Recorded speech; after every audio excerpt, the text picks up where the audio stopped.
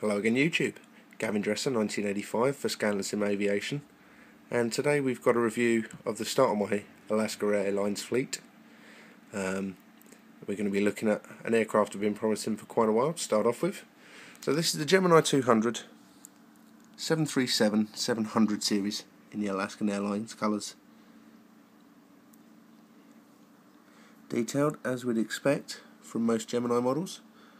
Around the cockpit and the nose, we obviously have stuff such as the window wipers all modelled, or I say modelled, decaled on. This obviously with the eyebrow windows. 617 on the top, part of the registration of the aircraft, and also that's then carried on onto the nose landing gear. Let's see if I can get it to focus on that. It's not going to want to. Just for a change. Let's focus on the aircraft now, pan it round until it comes into focus. 617-700. Got rotating wheels on the front, as you get with a lot of the Gemini models, actually rotating as well as obviously spinning wheels. I love the Alaskan livery. I think that's why I've started on the fleet. You've got the black and green, I think it is, pinstripe, which runs all the way down the length of the fuselage.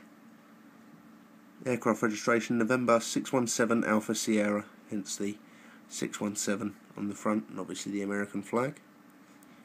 Working down the kind of details that I showed off on the Scandinavian A321 video. And we get to the Eskimo on the back. Makes it really stand out from a lot of other liveries. Something nice and different, although it's a mainly white livery. It's that really makes it stand out, I think. Engines, very nicely detailed, the CFM56. And the gears obviously nicely detailed as well. Obviously with the 737s that Gemini do in the 200 series, or in the 200 scale rather, they are actually detachable, but I like having my models with the landing gear down, so it's displayed as such. Detail on the wings, over-wing exits and the markings on the wings that you'd get with it. Running all the way down to the winglets, obviously detailed inside and out, as you can see over on the far winglet there.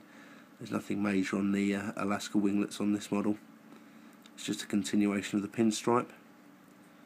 Very nice model, and it's a very nice start to my Alaska fleet, which hopefully I'm going to build as they bring more and more aircraft to be available.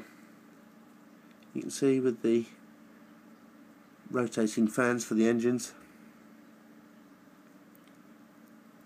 Nice view from the front there. And along the top, standard bits as come to expect from the Gemini series. Painted on antenna, 3D antenna, and the gem for the rotating beacon. Now this being the 700 series, I think, I could be wrong, I believe is one of the newer moulds from Gemini and the 200. I'm not entirely sure why it is. The windows actually look slightly oversized on this camera. I'm not sure if it's the edging around it which isn't showing a particularly good contrast. There is actually a silvery grey edging to them, which I don't think is standing out particularly well, which makes them look a lot larger and thicker than they actually are in the real model. But there we go. That is the start to my Alaska Airlines fleet. And now, as I said, we're going to look at the rest of it. Now, here is my second Gemini200 model from Alaskan Airlines. This being the Wild Alaskan Seafood, or Salmon 37, as it is known. Let's see there the picture from the box. One of their logo jets that they had. This is an older 737, 737-400 series. You can see the smaller engines, they're still detailed.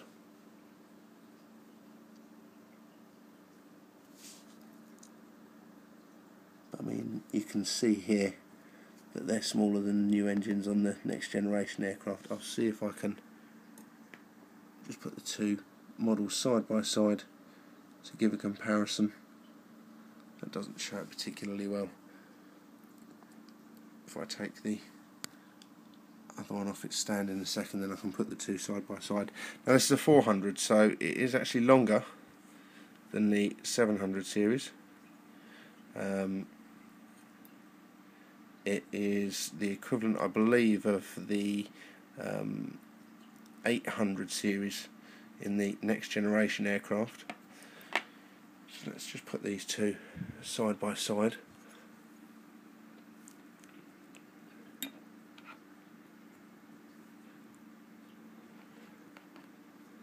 And you'll get to see the size increase in the next generation. First thing you notice is the increase in the wingspan, but obviously you can see that the 400 series is longer than the 700. So let's have a look at some of the more intricate details on this aircraft. The livery being the main thing that we want to look at.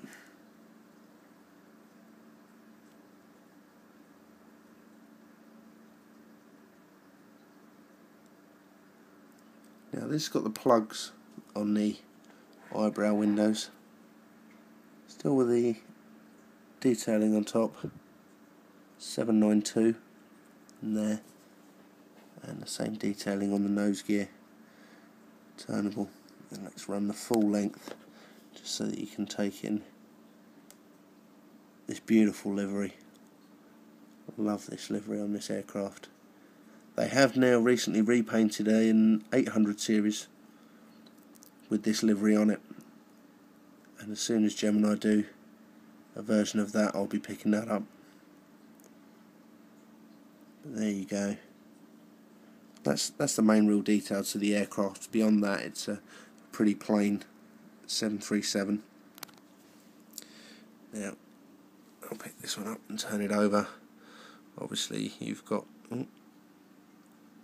the Gemini Jets logo on the bottom, and again with the landing gear, so that's possible to remove. Now the one thing that I was a little disappointed with this is that it doesn't actually come with a stand.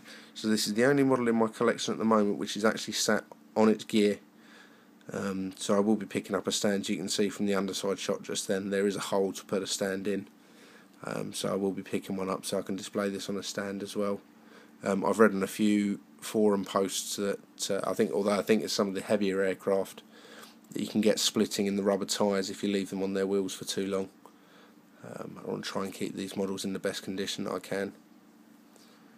Got the 737-700 series from eBay, and this one came from Aviation Retail Direct over at Heathrow.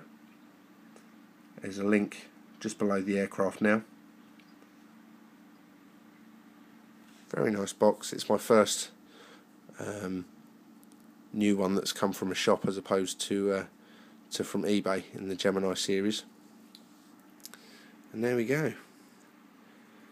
My Alaskan fleet so far. Now, for those eagle-eyed of you, some of you may have noticed my latest model to add to the collection. Else not, I'll leave you to try and make comments, and that will be the next aircraft that we review.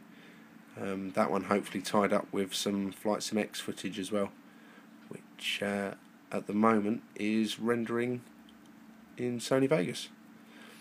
So hopefully that's a nice review of the Alaska fleet that I've got so far. As always, please comment, rate and subscribe. Until next time, YouTube, arrivederci.